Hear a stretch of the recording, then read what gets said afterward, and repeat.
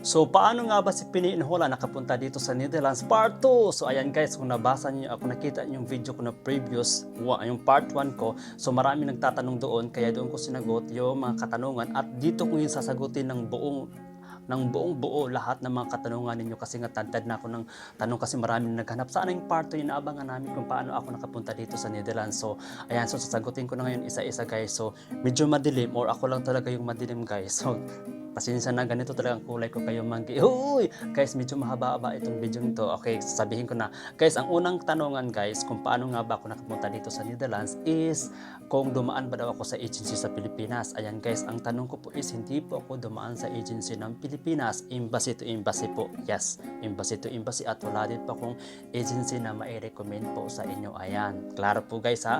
Wala po akong agency na mai-recommend po sa inyo sa Pilipinas. Pangalawa, kung nag-cross country ba daw ako? Guys, hindi po ako nag-cross country guys. Okay, hindi po ako nag-cross country. So, galing pa po ako ng Pilipinas at pumunta dito kaya fresh na fresh pa po ako.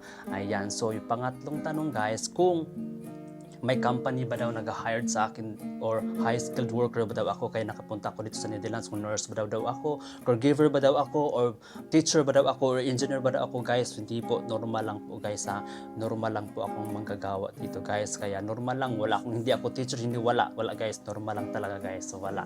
So ayan, kaya wala pong company nag-hired sa akin. So pangatlo guys, ay yung pang-apat na tanong guys, kung may asawa na ba ako dito sa Netherlands kaya nakapunta ako guys, wala pa po, single pa po ako guys, hindi pa po ako nag-asawa kasi mahal ang bigas. Uy! Hindi pa umabot ng 20 kilos.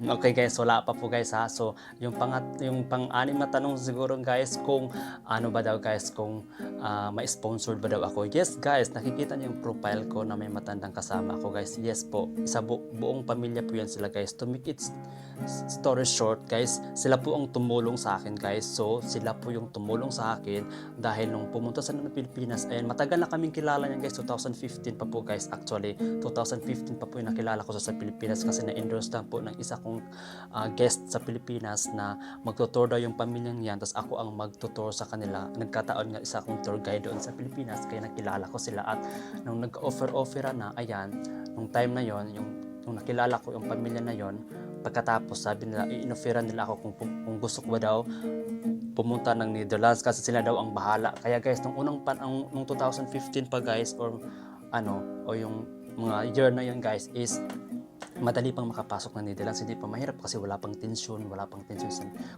pandemya, di ba? So kaya ang papers ko is madali. Tapos ngayon guys, tinulungan nila ako guys na makapunta dito sa Netherlands guys. So ang ginawa nila is pinatourist nila muna ako pero guys, nung 2015, ayan, bumalik sila dito sa Netherlands, pero ako din guys, nag-abroad din ako sa Saudi guys. So kasi akala ko nung bumalik na sila dito sa Netherlands, yung isang buong pamilya guys, so 4 yan sila guys na pamilya, yan yung tumulong sa akin. So yung pamilya na yun guys ng mga Dutch, yan, particular yung mama nila na matanda na. So bumalik sila dito sa Netherlands, pagkatapos ayan, hindi nila ako kinontak guys ng ilang buwan. Akala ko wala na, kasi yung pala nawala yung contact daw. Kaya nag-Saudi na lang ako kasi gusto ko din mag-abroad talaga guys. Gusto ko mag-abroad, so nag-Saudi ako. Tapos nung nalaman nila, kung nakita nila yung kinontak nila ako after 3 months, so nasa Saudi na ako. So ngayon, pagkatapos nun, kinontak halos everyday ako kinausap, ganun. So pagkatapos ko ng kontrata guys noong 2017 sa Saudi guys, so umuwi na ako ng Pilipinas at umuwi din sila guys, tatlo silang umuwi doon sa Pilipinas, at doon nagkita kami doon uli.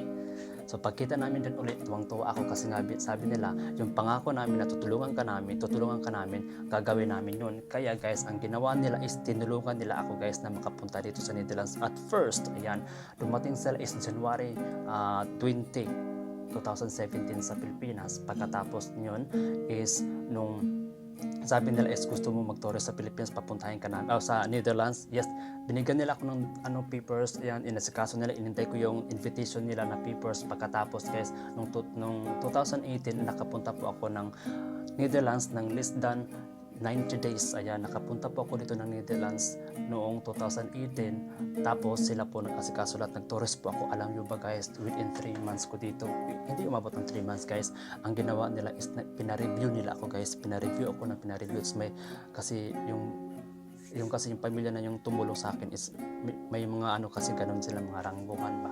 Tapos ang isa nagtrabaho sa City Hall, Tapos tinurungan nila ako kung paano yung mga basic Dutch para daw kasi ang gusto nila dito nga gawin nila akong immigrant. So, ang ginawa nilang papers, hindi ko lang talaga alam kung anong papers ang ginamit nila before kasi nga wala kasi kung alam guys sila kasi tapos puro mga Netherlands. Basta ang sabi nila pag dito ako sa Netherlands within 3 months, so kailangan ko daw mag-review ng Dutch para pagdating ko ng Philippines mag-exam ako ng entrance exam para mabigyan ako ng mahabang visa kung makapasa ako. So ayan guys, ang ginawa ko guys, nag-review ako ng review dito guys. Nang umuwi na ako ng Pilipinas, so nag-exam ako at sa awa ng Diyos guys, nakapasa ako dun sa embassy at nung may resulta na guys, ayan, nung resulta na ng 2000, same year, 2018, mga November yon, may resulta na guys yun na, may resulta na sa examen ko. So nakapasa na ako sa examen lahat, ayan, so nakakuha na ako ng resulta and then inasikaso na lang yung papers ko at para mabigyan ako ng visa uli ng pangmatagalan. So binigyan nila ako ng visa guys, ayan, so pagkita ko sa visa ko is nakalagay doon is multiple entry immigrant for 5 years ng visa ko doon. So ayan guys, so basta sila yung pamilya na yun, yung matanda yun ang tumulong sa akin, pero basta ang pagkakaalam ko is yung visa na binigay sa akin is immigrant direct guys. So kasi dumaan sila sa lawyer guys, yung time na yun, dumaan sila sa lawyer para mapadali yung papers ko. Tapos nung nakapunta na ako guys, sabi ko is 2019, January 5, pumunta na ako dito sa Netherlands at hanggang ngayon guys, dito ako sa Netherlands at nag-aral din ako. Pagdating ko dito ng ilang buwan, ang ginawa ko is, ayan, nag-caregiver muna ako guys sa mama yung ano guys, yung nasa profile ko, yung tumulong sa akin. So nag-caregiver ako nag-alaga sa kanya, ganun hanggang sa nabigyan ako ng break dito na sabi nila mag-aral ka uli para magkaroon ka ng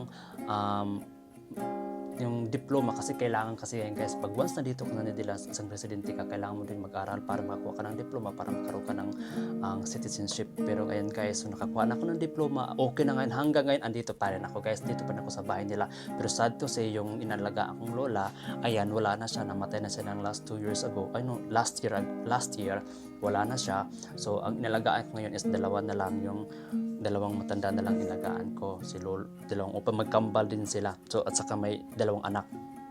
Pero ang nakatira sa bahay na to, ang tinitirahan ko guys is dalawa na lang sila, dalawang matanda. So inalagaan ko sila pero nagtatrabaho pa rin ako guys kasi hindi naman sila again kasi healthy pa man sila, malakas pa man sila. Kaya ayan guys, nasabi ko na sa inyo. So may tumulong po sa akin, may sponsor po ako, kaya nakapunta po ako dito. At saka nung time na yun is pumunta ako kasi nakapasa na ako lahat guys. So pumunta ako doon sa Clemente sa City Hall kasi gusto ko mag-Dutch passport guys.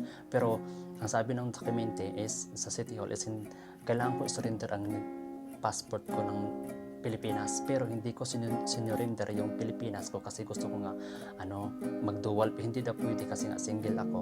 So kailangan ko mamili ng isang nationality. So hindi ko inano yung hindi ko inano yung Philippine passport, hindi ko sinurrender. So nag-stay na lang ako ng kasi meron na akong card na pang 10 years na pang renew na lang. So yun ang ko guys. So hindi na ako dumaan sa yung mawak ng passport. Hindi na ayan yung tawag doon is unvalid card na ang gamit yung yun. So yung pang 10 years na renewable na lang. So kaya ngayon guys, andito na rin ako kuya. And guys, kung gusto niyo kung gusto niyo makapunta ng Netherlands guys, ayan, so yan na, alam niyo na ha, may sponsor pa ako dito guys ha. So alam niyo na ang so at isang tips ko din sa inyo, kung gusto niyo pumunta ng Netherlands, kailangan magkaroon kayo ng company na mag-hired sa inyo or may agency na legit or may sponsored kayo para mapadali. Pero kung kayo lang talaga pupunta dito guys, is medyo mahirapan po talaga kayo guys kasi ngayon guys is may tension na doon, tapos may tension na doon sa ibang bansa na ganito may alam niyo na.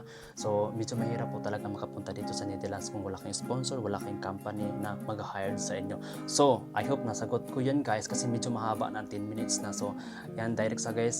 So yun ang lahat guys. So nasabi ko na sa inyo. So details ko, hindi ko na details guys, tinahirik ko na guys. So may sponsor po ako dito na tumulong na isang pamilya, kaya ngayon andito ako ngayon. So ngayon kung gusto nyo mag cross country, tapos galing kayo ng ibang bansa din, galing sa Europa, pero still Philippine passport pa rin kayo guys, hindi kayo makapag-work dito guys. Pwede kayo makapagbakasyon pero hindi kayo makapag-work, depende na yan sa company guys kung i-hired kayo kasi nga yung papers yung hinawak nyo is Philippine passport pa rin guys. So outside sa Netherlands yung documents nyo ko. Kaya medyo mahirap po talaga yung mga request ng iba na gusto nyo mag cross country kasi magtrabaho guys, hindi po ganun kadali po ganyan guys, kasi yung papers nyo is outside sa Netherlands. So yan lamang po guys, sana guys, so yun lamang po ang sasabihin ko po sa inyo. Naway sana is na nasagot ko yung mga tanong nyo. Binilisan ko na guys kasi wala nang oras, mahaba na. So I hope na nasagot ko yung tanong niyo guys. Kung may katanungan lang kayo guys, i-comment nyo lang yun sa baba para bigyan natin ng action. So I hope na may natutunan kayo. So payo ko lang is magkaroon kayo ng sponsor o mayroon kayong company na mag-hire sa inyo o dumaan kayo sa legit na agency para makapunta kayo dito sa Netherlands kung ninanais yung makapunta dito sa Netherlands. So yan lamang po guys. So maraming salamat. I hope nasagot ko yan guys. So medyo nagmamadali kasi ako, kaya thank you so much and God bless po sa inyong lahat. Bye bye.